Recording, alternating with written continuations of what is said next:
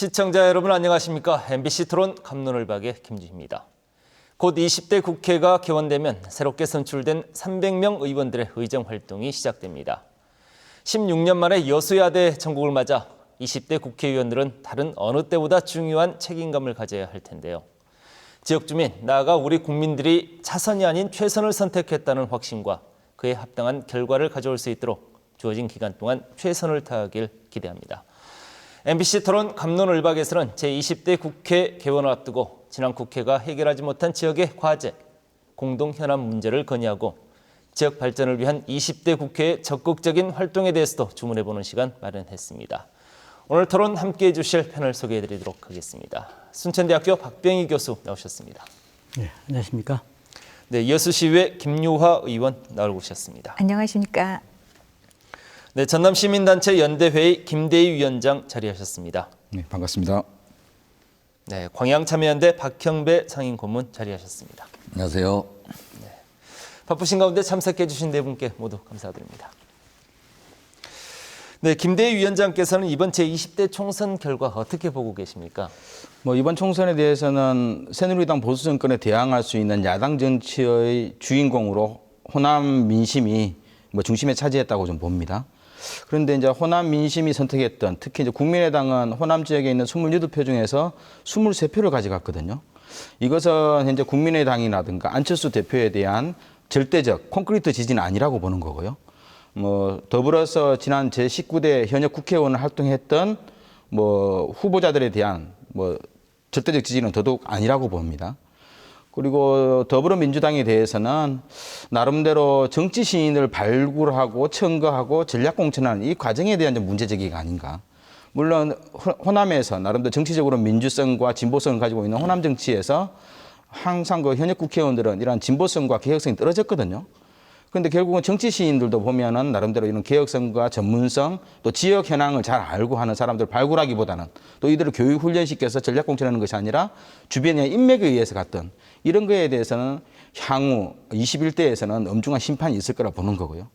그런데 이제 호남 민심은 더불어서 내년 대선을 앞두고 좀 더 편안하게 이번 20대 총선 과정을 좀 평가했지 않았나 싶거든요. 어차피 대선은 새누리당과 1대1 구도가 될 거다, 대선은.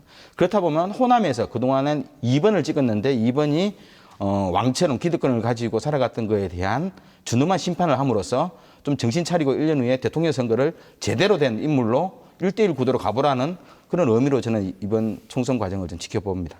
예, 그렇군요. 그럼 김유화 의원께서는 좀 더 가까운 위치에서 이번 제20대 총선을 치르지 않으셨습니까? 네. 이견 있으실 것 같은데요. 예, 이제 우선 저는 먼저 그 더불어민주당 이제 의원으로서 선거를 치렀기 때문에 호남에서 참패한 것에 대한 죄송하다는 말씀을 좀 드려야 되지 않을까 싶습니다. 사실은 국민의 힘을 보여준 선거가 아니었나 싶습니다.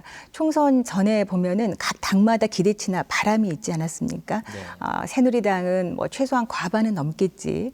또는 더불어민주당은 야권 연대하지 못하고 이렇게 분열되고 하는 상황에서 그래도 100석은 넘겨야 될 텐데라든지 또 국민의당은 원내 교섭단체인 20석 이상을 확보해야지 이런 바람들을 갖고 있었는데 사실은 국민들은 참 냉철하게 판단을 하셨던 것 같습니다.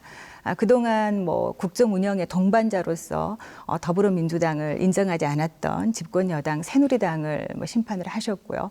또 호남에서는 그 호남의 여당이라고 하는 더불어민주당이 그 제대로 견제 역할을 하지 못했다는 그런 심판을 받았다고 생각합니다.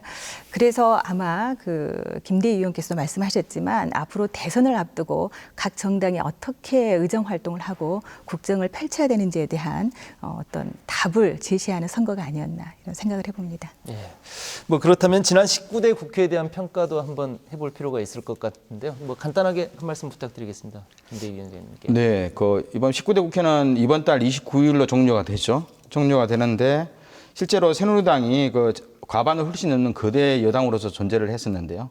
그러다 보니까 새누리당 당대표라든가 원내대표 또 3, 4서 된 국회의원들도 결국 얼라들이라고 표현했던 청와대 보좌관이나 수석들에게도 말 못하는 그러면서 거의 청와대의 거수의 역할로 전락했던 그런 국회가 되어버렸거든요.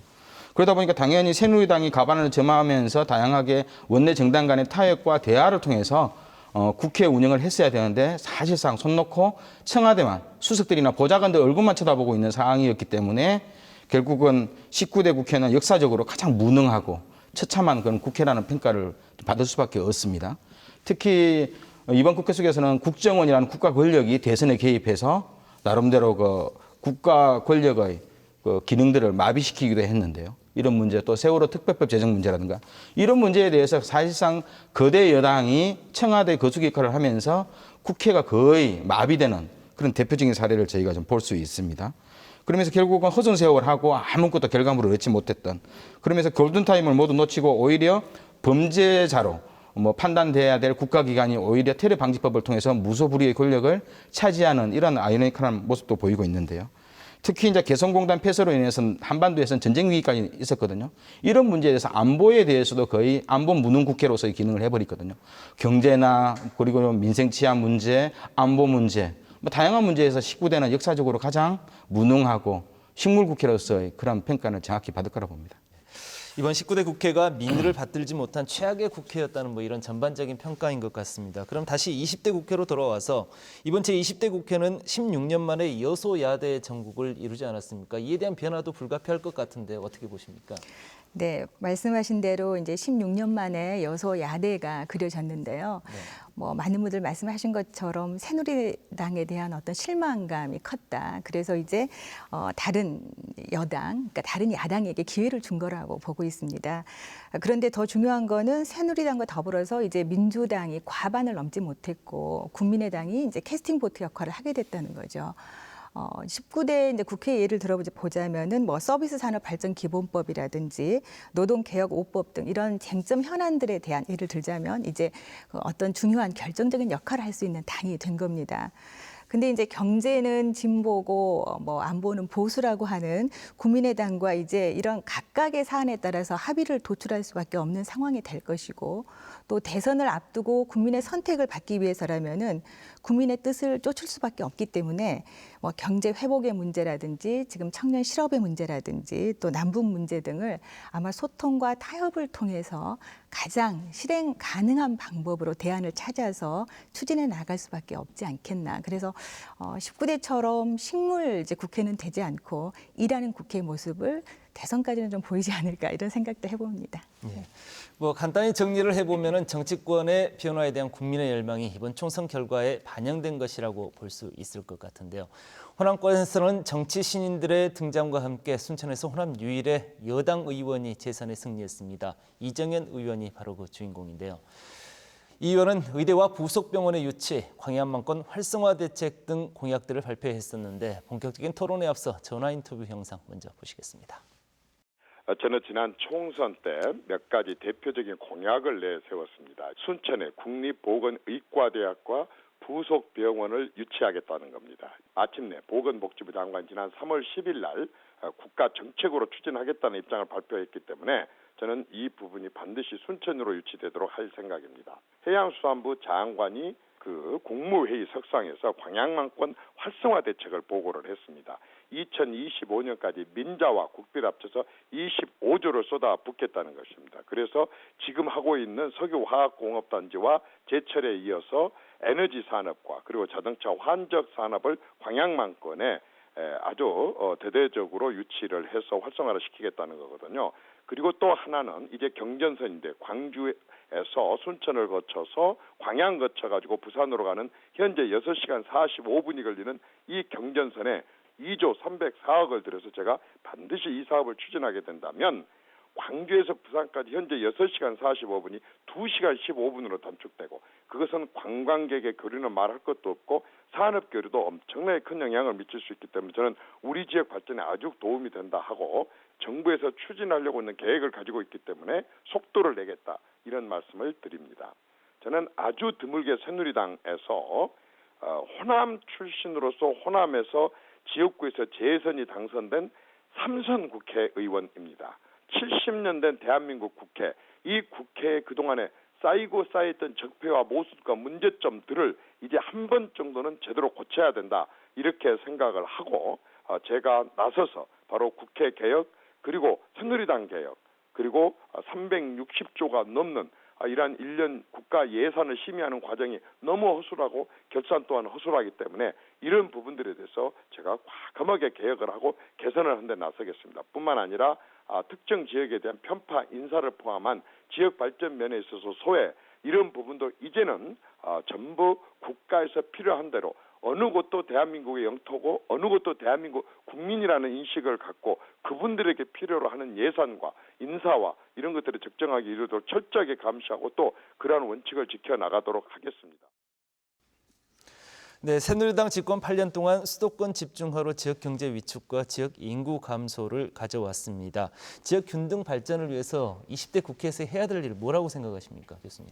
예, 말씀하신 대로 지난 새누리당 집권 8년 동안 수도권으로 집중이 심화됐고 비수도권은 상대적으로 소외를 받는 그런 일들이 벌어졌습니다. 그나마 다행인 것은 그래도 세종시가 추진이 되었고 또 전남의 나주 같은 그런 혁신 도시가 입지한 거 이런 것들은 지난 정권 때의 일이 추진했던 일이기는 하지만 그것이 그래도 실현됐다는 점에서는 굉장히 다행이라고 생각합니다. 앞으로 지역의 균형 발전을 위해서는 우리가 시행한 지 20년이 좀 지난 그 지방자치를 좀 더 활성화하는 그런 일이 무엇보다도 중요하다고 생각합니다. 실질적인 지방자치를 위해서는 중앙의 권력을, 중앙의 권한을 지방이 좀 더 많이 이양하는 그런 지방 분권, 그리고 지방이 상대적으로 적게 갖고 있는 세원의 중앙이 갖고 있는 국세의 지방세로 이양, 이런 것들이 좀 더 활발하게 진행이 되어야지, 그래야지 실질적인 지방자치가 이루어지고 그것이 지역의 균형 발전을 담보하는 일이 아니겠는가. 더불어서 국가 정책상 비수도권의 그 산업 발전을 위해서 각 지역에 맞는 산업들을 개발하고 육성하는 이런 노력들도 필요하다고 생각합니다. 예. 그러면 김대희 위원장님께서 보시는 관점 어떻습니까? 네, 그 프랑스 같은 경우는 2003년도에 그 프랑스 헌법 제1조를 바꿨거든요. 프랑스는 지방 분권 국가이다라고 했는데 당시 파리를 중심으로 우리가 일드 프랑스라 그러죠. 우리 같은 경우는 서울과 경기도로 개념인데요. 여기서 결국 프랑스 전체 국가 총생산의 25% 정도를 차지하니까 이게 프랑스가 1000년 동안 중앙 집권적 국가였어요. 25%를 차지하는데 나라가 큰일 났다고 헌법을 바꿔버린 거거든요. 우리나라 같은 경우는 수도권이 국가 전체 생산량의 50%를 차지합니다. 엄청나게 모든 것이 이제 수도권으로 몰릴 수밖에 없는 구조였거든요. 이런 상황 속에서 저희는 좀 특단의 지방 분권 문제가 좀 돼야 된다고 좀 봅니다. 특히 이제 이러기 위해서는 아까 교수님께서 말씀하셨다시피 결국 권력이 분산돼야 됩니다. 이건 뭐냐 하면 지방 분권과 지방자치단체에 결국은 지방 정부의 인사권과 재정권을 다 줘야 되는 겁니다. 중앙정부가 다 가지고 있기 때문에 이런 거거든요. 그럼 현재 지방자치가 20년, 30년이 지났지만 결국 헛수합이 지방자치 제도가 돼버린 거거든요. 그래서 결국은 행정 권력을 분산시키는 측면이 좀 좋겠다 하는 측면이 있고, 그리고 두 번째로는 돈의 분산입니다. 경제의 분산을 의미해야 되거든요. 경제의 분산은 노무현 정부 때는 어떻든 제조업은 수도권으로 들어올 수 없었습니다. 경기도 지역이나 인천, 서울은 들어올 수 없는데 이명박 박근혜 정부 들어서 싹 풀어버렸거든요. 규제 완화라고. 그러니까 요즘은 지방으로 내려왔던 지방산업단지에 본사를 두기로 했던 기업들이 다시 수도권으로 유턴해버립니다. 그리고 파주라든가 뭐 평택, 화순 이런 데 대규모 전자산업단지들이 다 만들어졌거든요.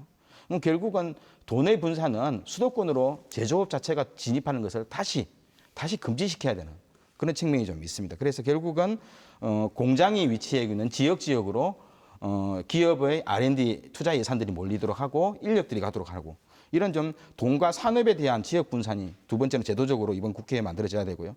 세 번째로는 저는 사람의 분산이라고 봅니다. 사람의 분산은 꼭 교육의 분산을 의미하거든요.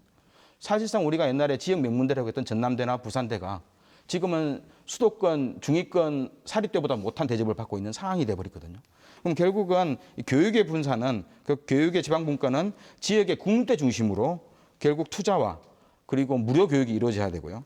그리고 특성화된 교육 기반을 중심으로 사립대에 대한 특성화 사업들이 동시에 이루어져야 되는 측면이 좀 있습니다. 이를 통해서 또한 그 공공기관의 지역의 공공기관 자치단체의 공무원 인력이나 공공기관의 인력을 뽑을 때 지역 할당제를 법률로 정확히 명문화시켜서 최소한 가방까지 육박할 정도로 해서 지역 인재들이 지역의 초중 고등학교 대학을 나오더라도 지역에 살 수 있는 이러한 지역 인재 할당제들을 법적으로 만드는 것이 결국 제 이번 제20대 국회에서 해야 될 지방분권의 주요한 핵심적인 제도적 개선 장치라고 좀 봅니다. 예, 그렇군요. 20대 국회에서 해야 될 일 정말 많을 것 같습니다.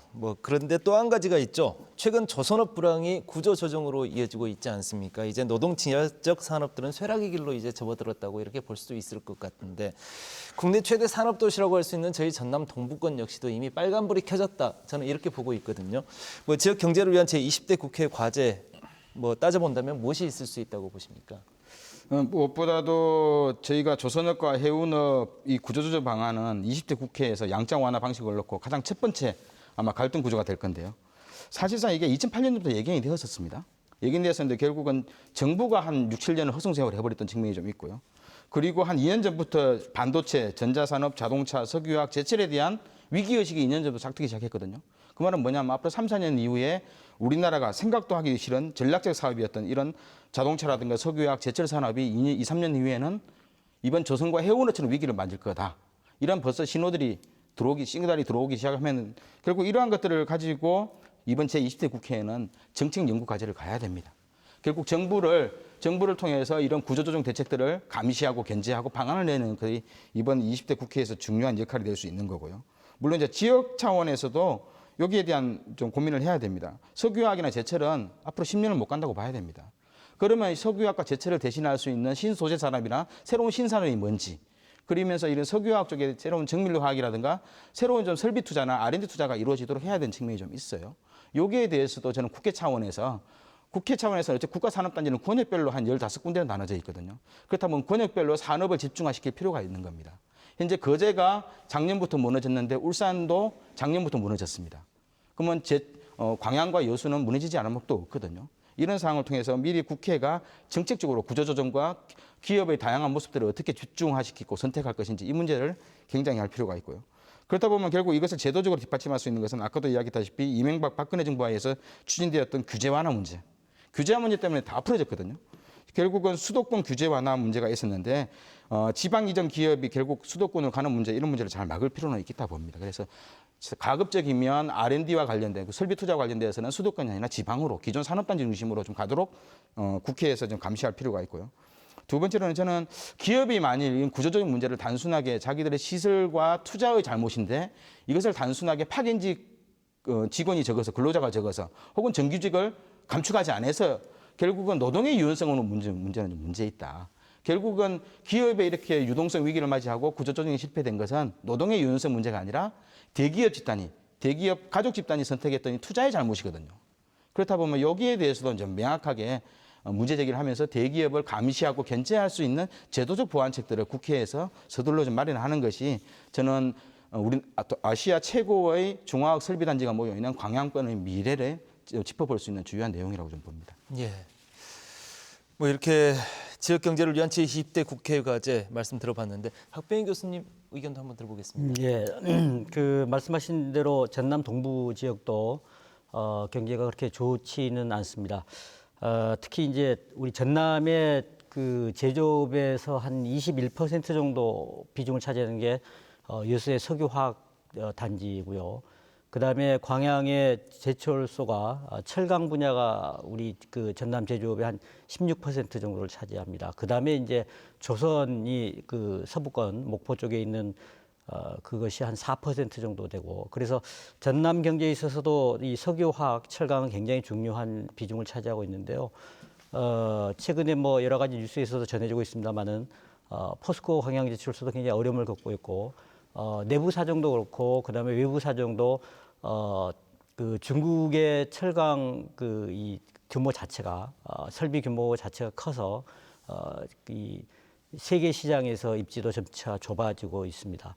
그다음에 이제 석유화학 분야는 유가 하락이라는 것이 그 석유화학 제품의 단가 하락을 가져와서 생산량은 늘었을 때 생산액은 주는 이런 그 결과를 초래하고 있고, 이것이 상당히 그 석유화학 분야에도 어려움을 주고 있습니다. 지금 단기적으로는 석유화학 분야가 최근에 뭐 좀 좋아지고 있습니다만은 장기적으로는 굉장히 그 어두운 전망을 할 수밖에 없고, 앞에 김대희 위원장님께서도 잠깐 말씀을 하셨지만 철강이나 석유화학 자체가 아주 전통적인 산업이기도 하고, 이제 긍정적인 점은 철강이라든지 석유화학이 우리나라 산업의 기초 소재 산업이라는 점은 좀 긍정적이긴 합니다.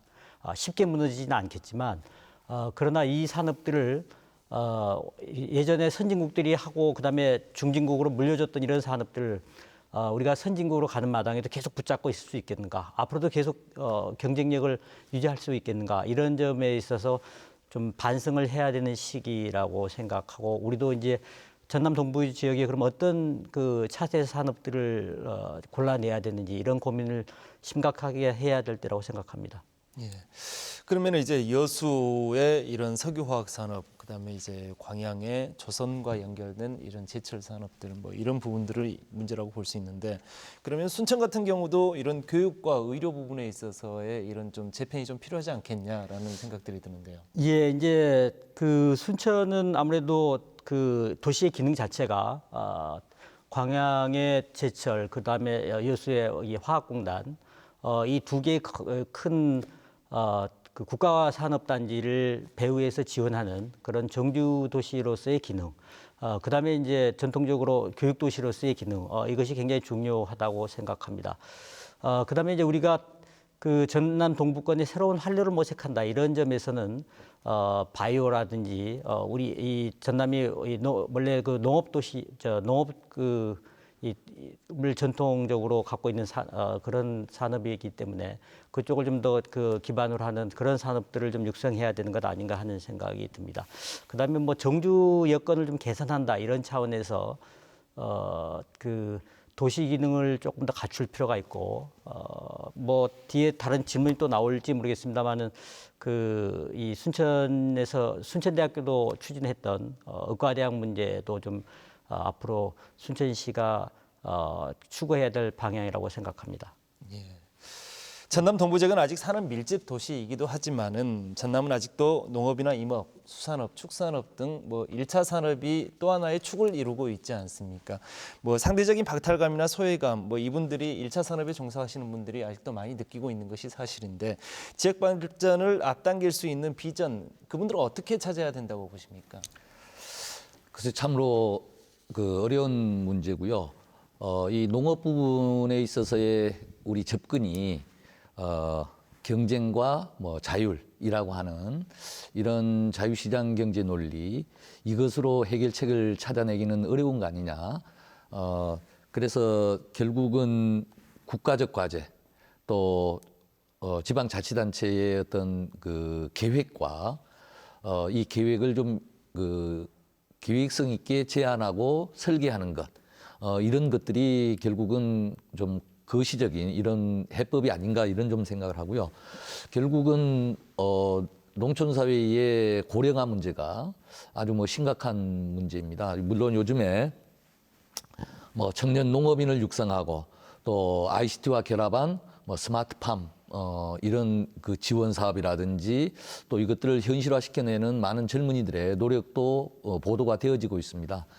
우리 전남에서도 이러한 모범 사례들을 집중 육성해서 그 하나의 모델을 만들고 그것들이 각 분야로, 각 지역으로 또 전파되어질 수 있도록 이렇게 해 나가야 되지 않겠느냐 이런 생각을 해보게 됩니다. 예.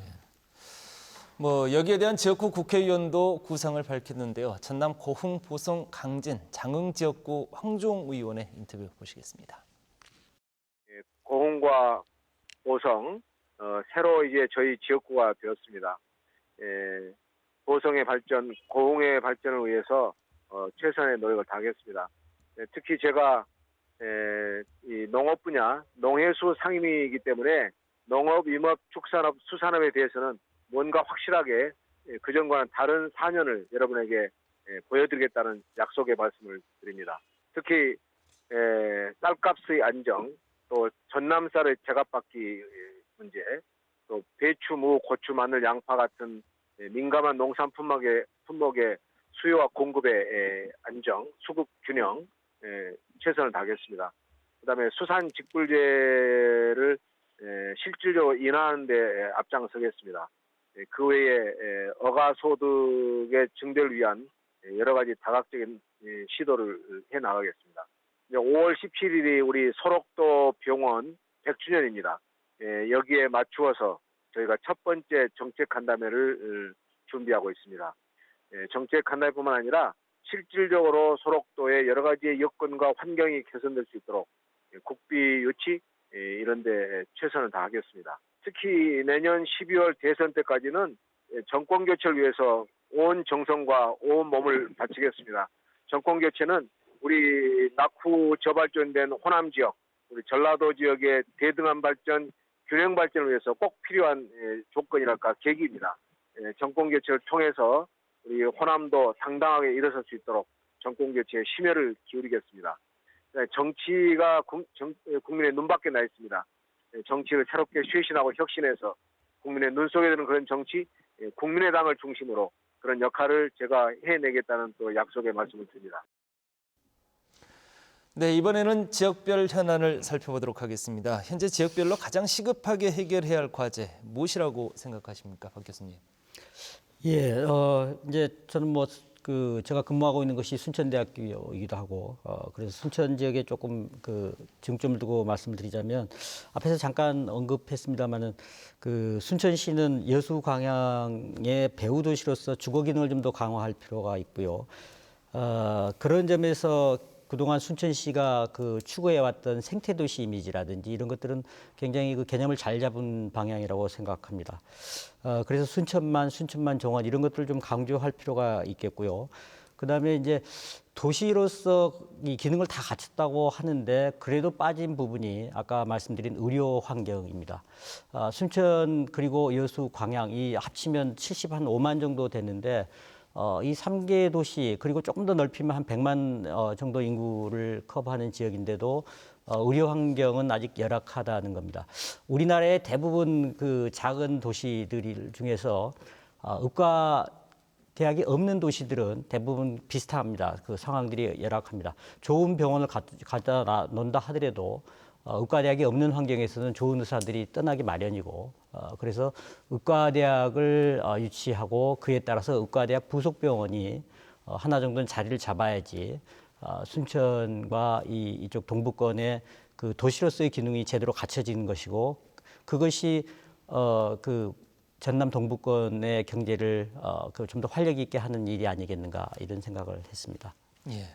그러면은 박형배 고문께서는 거기 광양의 시급한 현안 뭐라고 생각하십니까?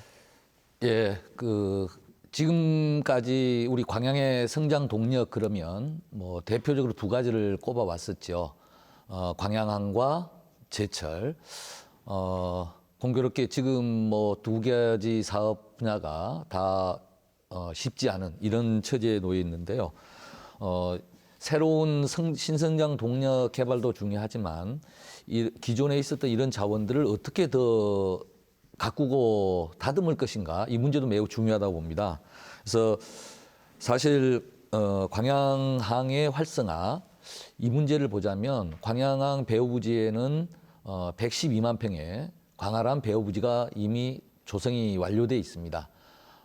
동측 배후부지는 분양이 완료된 걸로 알고 있고요. 서측 배후부지는 지금 현재 분양 중에 있지요.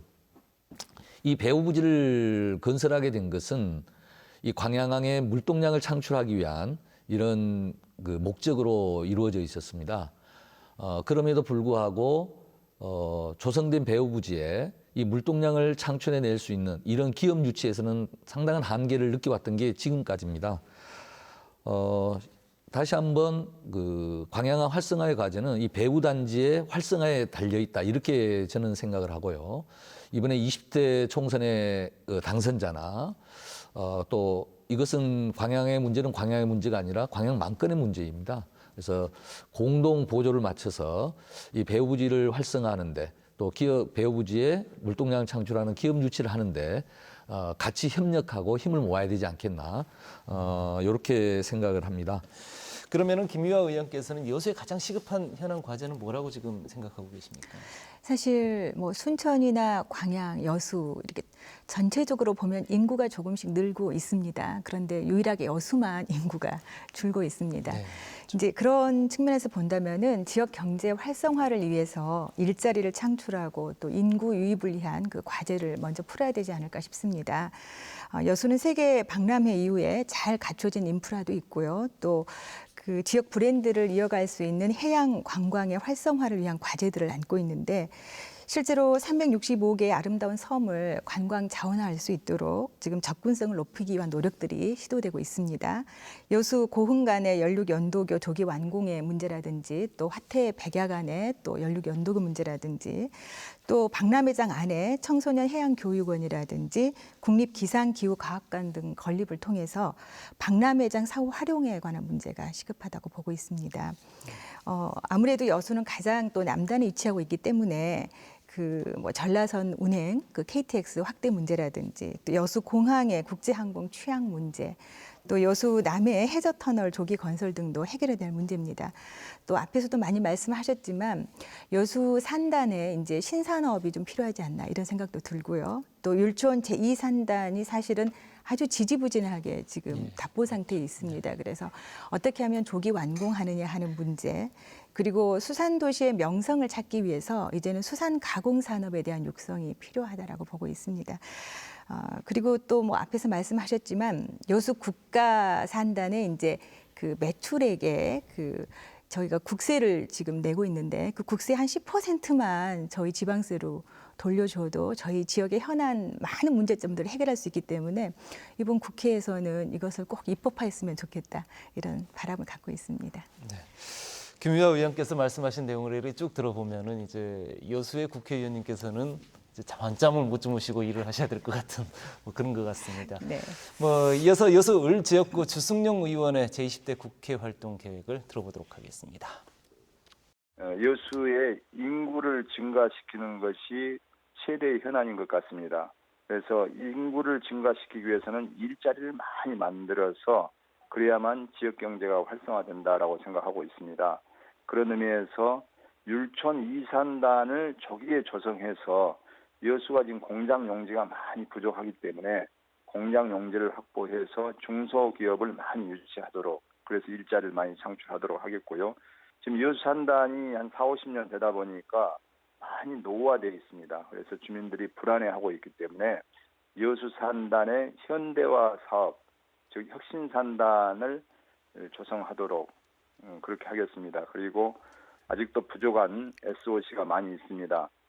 여수 고흥간 연륙 연도교의 조기 완공이라든지 또 백야도 화태간의 연도교의 조기 착공, 그리고 여수 남해간 해저 터널 같은 것은 관심 갖고 추진해야 될 그런 SOC 사업이라고 생각하고 있고요.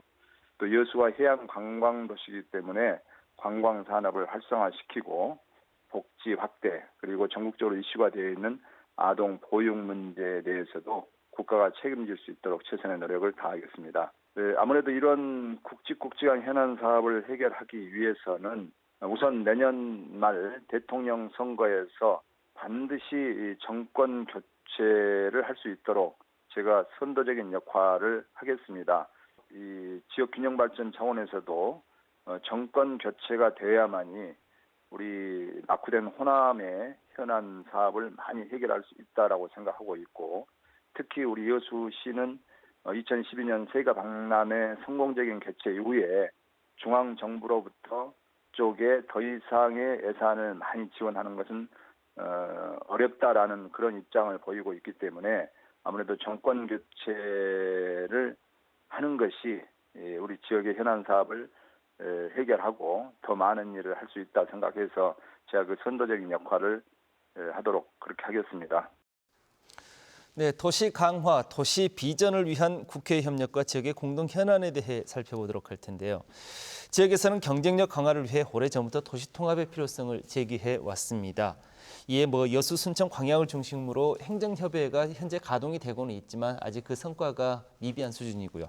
20대 국회의원이 협력하고 또 실질적으로 함께 논의해야 되는 창구가 그래서 필요하지 않느냐라는 이런 지적들이 있는데 김대희 위원장님께서는 어떻게 보십니까? 네, 현실적으로 시장들의 그 행정협의회는 중앙정부의 관심과 지원이었으면 사실상 사상 누각이거든요. 그런 의미에서 정당은 달라도 정당과 관계없이 전남 동부 지역에 있는 국회의원들이 시장들과 함께 모여서 지역 이익을 위한 여러 가지 좀 새로운 논의의 틀들은 공동으로 좀 필요하겠다 좀 생각을 합니다. 정당은 달라도 지역 이익 우선의 관점에서 우선 지원 사업을 결정해서 국회 각 상임위원회에서 이런 동부지 국회의원들이 활동을 하고요. 그래서 상호 이것들을 공유하고 이야기 나누는 그렇게 해서 결국 시장과 당선된 국회의원들이 광양한복권 행정협의회 모임에 같이 참여를 해서 공동으로 전남 동부권 지역의 경제와 산업, 교육과 문화 이런 것들 공동으로 논의하는 정기적 틀들은 꼭 필요하다고 봅니다. 예. 김미화 의원께서는 어떻게 보십니까? 네, 얼마 전에 이제 한국지리학회 주최로 이 광양만권의 이렇게 통합에 관한 그런 그 포럼이 한번 있었습니다. 네. 그때 이제 나온 여러 가지 얘기 가운데서 사실 도시 통합 그렇게 하면 행정구역의 통합을 먼저 떠올리기 때문에 그 3개시의 지역민들의 어떤 그 긍정적인 반응을 얻기가 참 어렵다라고 평가를 받고 있어요. 그래서 경제적인 통합을 우선해야 된다라는 얘기들이 있었고요. 실제로 전남 동부 도시 경제권 성장률을 보니까 그 3년 평균 0.1% 정도 됐다고 합니다. 그런데 지역 주민들이 아직 그 긴장감이라든지 위기의식이 없기 때문에 그냥 남의 일처럼 보고 있다라는 거죠. 실제로 이제 여수, 순천, 광양의 시장들이 모여서 이제 광역 행정협의회를 하고 있지만, 뭐 한 3천만 원씩 내요, 그 시가. 네, 그렇죠. 예. 근데 이제 큰 성과를 사실 내지 못하고 있고요. 뭐 최근에 가시적인 성과라면은 여수 공항을 활성화하기 위해서 각 지자체가 뭐 조례도 제정하고 또 분담금을 내서 여수 예. 공항이 폐쇄되지 않도록 하는 그런 역할을 했습니다. 근데 이제 말씀하신 것처럼 그 지역 행복 생활권 선도 사업 같은 것들이 사실 국비 예산으로 많이 이루어지고 있거든요. 그래서 국회의원들이 예산 확보를 하면서 3개시가 어떤 경제적인 통합을 할 수 있도록 지원하는 게 참 바람직하다라고 본다면은 지자체와 국회의원 간의 소통이 꼭 필요하다 이렇게 보입니다. 예. 뭐 이렇게 광양만권의 통합이 아닌 통합에 앞선 이제 경제 연합의 형태를 이제 이렇게 추진해 나가는 게 어떻겠냐라는 이런 부분들, 그다음에 또 이렇게 지역 현안에 대해서 이렇게 공동 대응할 수 있는 그런 부분들을 함께 공유하자라는 취지로 이렇게 이해를 했는데요. 박형배 고문께서는 어떻게 이 문제에 대해서 보십니까? 예, 여수, 순천, 광양은 광양만권의 뭐 그 역사적으로나 또 지리적으로나 하나의 공동체라고 하는 이런 그 운명을 가지고 있다고 생각합니다. 여기에는 모두가 동의를 할 수 있을 거라고 보고요. 이 과정에서 때로는 또 경쟁도 하고 또 그 경쟁들이 서로 시너지를 내서 각 지역의 그 발전들을 이끌어 왔다라는 긍정적인 측면도 있다라고 생각을 합니다.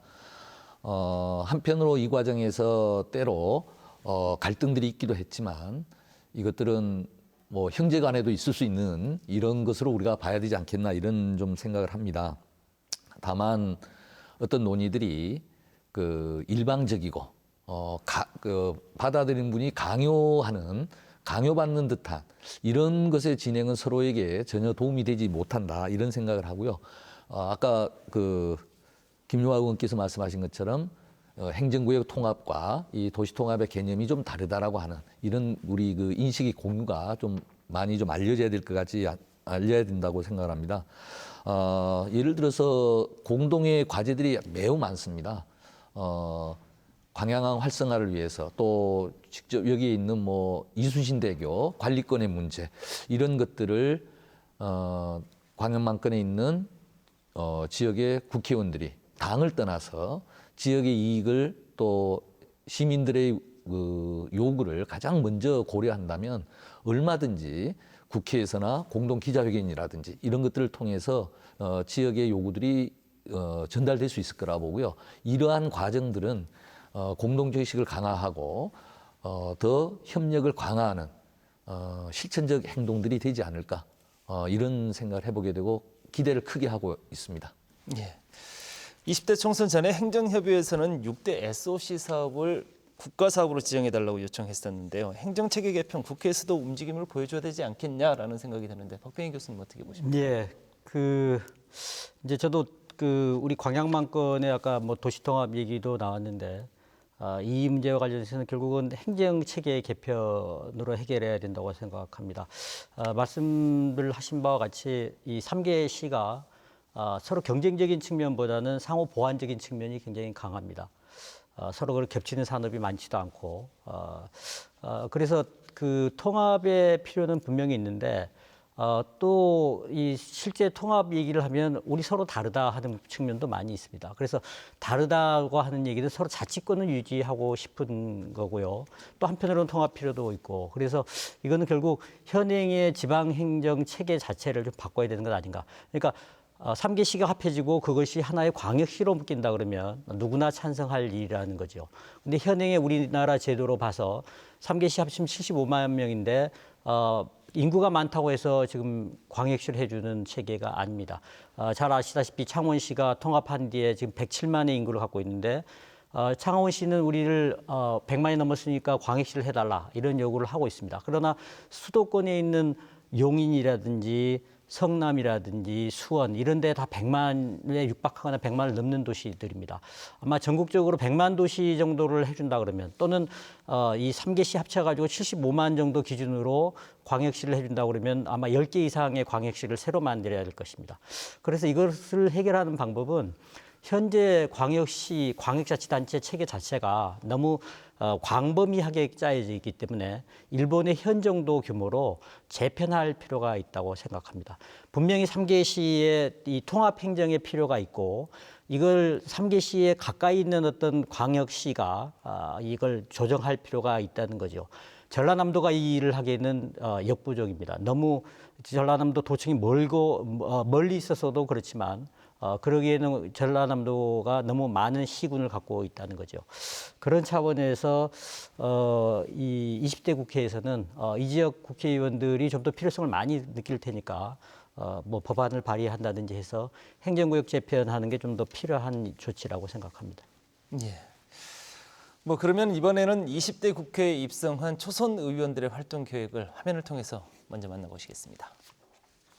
섬진강 G3 벨트 프로젝트 이름이 좀 그렇습니다만은 어쨌든 이거를 제가 대표 공약으로 내세웠습니다.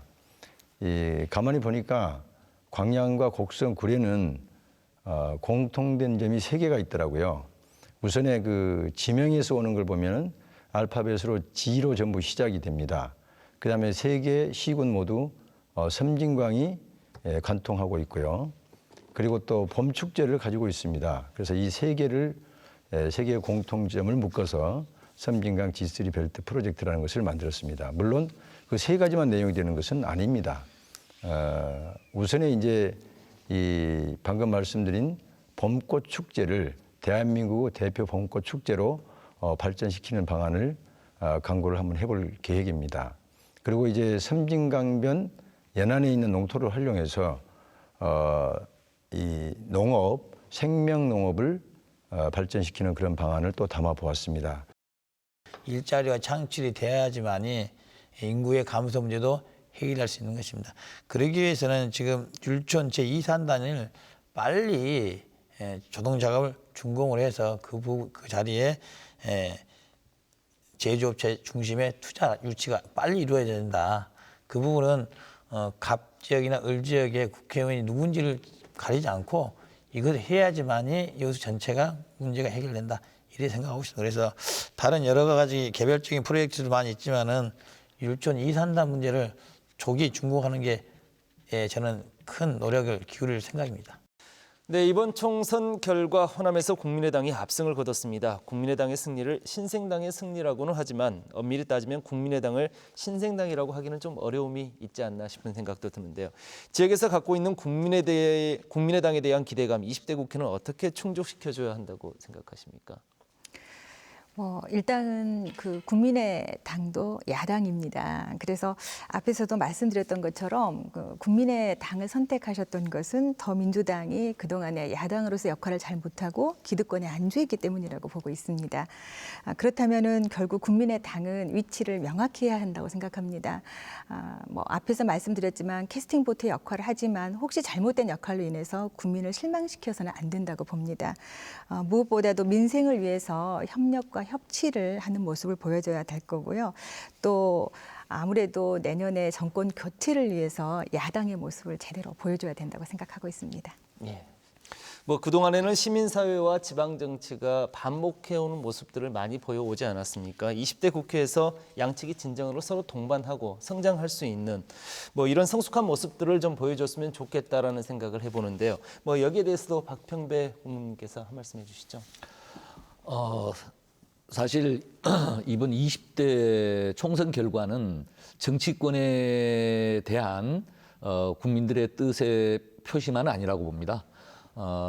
우리 일반적인 사회에서도 대화 타협이 사회적인 그 지배적인 중심적인 문화로 좀 자리 잡고 갈등 이런 것들 어떻게 좀 그 잘 관리하고 또 타협해 나갈 것이냐 이런 사회 우리 사회의 전반적인 변화에 대한 의미도 담겨 있지 않느냐 그런 의미에서 지역 사회와 지역 그 지방 정치 세력 간의 뭐 불협화음이라든지 이런 것들이 있었던 게 사실이고요. 다만 그러한 우리 지역 사회의 배경에는 그동안 특정 정당 민주당이 오랜 이 지역의 여당이다 보니까 여기에 대한 견제와 감시의 기능이 굉장히 또 중요한 사명이었던 게 사실이었던 것 같습니다. 앞으로 많은 정치 지형의 변화도 있을 수 있지만 우리 시민사회와 지역 사회가 지역 지방 정치 하시는 분들과 협력하고 대안을 가지고 토론하고 충분히 그런 이제 그 정도의 시민의식 성숙도가 와 있다. 이렇게 생각이 되어지고 충분히 향후에 서로 대화하고 타협하는 이런 지역사회 분위기 만들어질 수 있을 거라고 기대를 합니다. 그럼 이제 마지막으로 20대 국회 당선인들에게 당부하는 말씀으로 이 시간 마무리하도록 하겠습니다. 먼저 박병희 교수님부터 한 말씀 드리겠습니다. 예, 저는 앞서서 잠깐 말씀드렸습니다만 지방자치에 우리 이제 국회의원들께서 조금 더 관심을 가져주시면 좋겠다는 생각입니다. 국정을 논하다 보면 아무래도 지방자치는 조금 도외시하는 경향이 있습니다. 왜냐하면 국가 그러면 중앙정부와 지방정부 이렇게 있기 때문에 지방정부에는 지방의회 의원이 있고 이 중앙정부에는 국회의원 이렇게 좀 분리해서 생각하는 경향도 있는 것 같습니다. 그러나 우리가 지방자치를 활성화하기 위해서는 법을 개정을 한다든지 새로운 법을 만드는 수밖에 없고 그것은 결국 국회를 거쳐야 되는 일입니다. 그래서 우리 지역 국회의원부터라도 그 비수도권의 불균형 문제, 소외 문제 이런 데 조금 더 관심을 가지고 그것을 해결하는 방법으로서는 지방자치를 좀 활성화하는 방안 이런 방향을 좀 생각해 주시면 좋겠다는 생각입니다. 또 불균형 문제를 해결하는 그 중요한 포인트는 교육 문제라고 생각합니다. 서울로 이사 가시는 분들 보면 많은 분들이 교육 때문에 가신다고들 합니다. 교육까지 꼭 서울에 집중해서 해야 될 필요가 있는가? 우리가 국가 균형 차원에서 지방에도 좋은 그 고등학교, 좋은 대학교를 좀 두는 정책이었으면 좋겠다는 생각입니다. 단순히 순천에 좋은 고등학교를 유치하겠다, 좋은 고등학교를 만들겠다 이런 지역적인 정책보다는 국가 정책 전체 차원에서 새로운 틀을 만들어 주시기를 바랍니다. 예. 그럼 이번에는 김대희 위원장님께 말씀 듣겠습니다. 네, 먼저 뭐 일희일비하지 않았으면 좋겠습니다. 그 국회의원은 국가의 입법과 예산 심의를 하기 때문에 그 국가 행정정책에 대한 판단과 또 정견들 정확히 가지고 있어야 되거든요. 그리고 이 근본적 바탕은 사람에 대한 끊임없는 애정과 헌신을 가져야 되는 건데 무엇보다도 자기 정당의 정강과 정책을 올바로 좀 숙지할 필요는 좀 있습니다.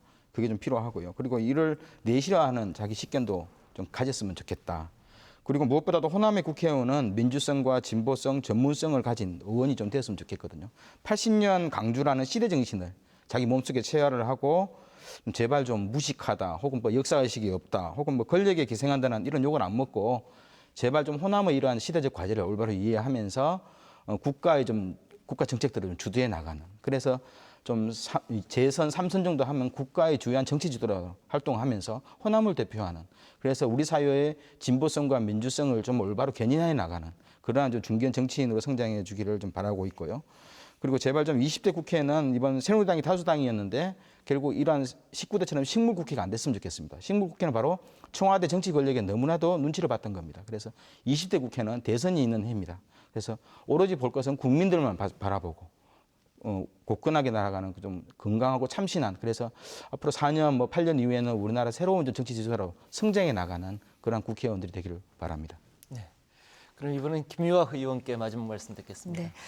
20대 국회가 이제 국민의 진정한 대변자가 됐으면 좋겠다. 그리고 신뢰받고 또 국민에게 늘 희망을 주는 그런 의원들이 됐으면 좋겠다 싶습니다.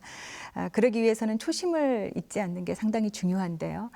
이번 선거 과정에서도 많은 공약들을 제시를 했습니다. 이런 공약들을 지키는 매니페스토 실천이 무엇보다도 중요하다고 봅니다. 그리고 지역사회 소통을 통해서 지역사회에 어떤 현안들이 있는지, 그리고 또 예산을 얼마나 많이 확보해야 되는지, 사실 이것도 많이 중요한 문제라고 봅니다. 그래서 늘 24시간이 짧다고 느껴질 만큼 열심히 일하는 국회의원이 되셨으면 좋겠습니다. 예. 그럼 마지막으로 박형배 고문님 말씀 들어볼까요?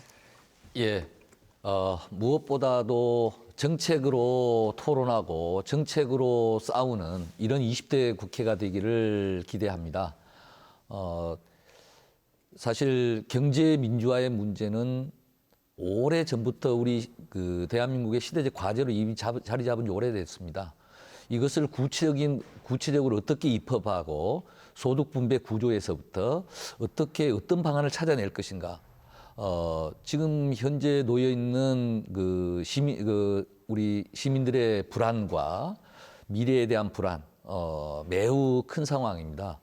이런 불안들이 20대 국회 안에서 다루어지고 중심 과제로 해서 밤새고 토론해서 싸우는 이런 필리버스터 20대 국회 한번 크게 기대를 하겠고요.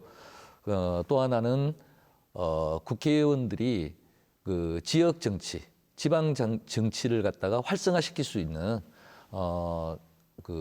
지방 정치가 제 역할을 할 수 있도록 굉장한 확고한 좀 철학을 가져주시기를 바란다.